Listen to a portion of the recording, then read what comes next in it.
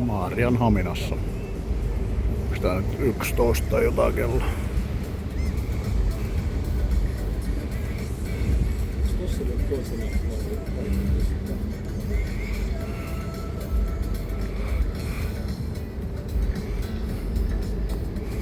Kymmenen autoa sieltä on tullut kyytiin.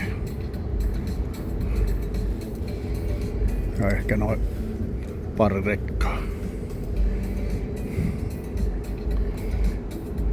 Katsotaan, ne korjaa näköjään tot laituriin tos aika pitkältä matkalta.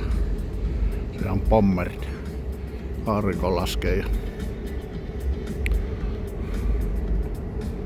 hieno keli, aika tyyntä.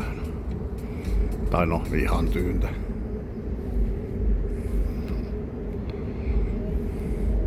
Ei ole paljon liikennettä.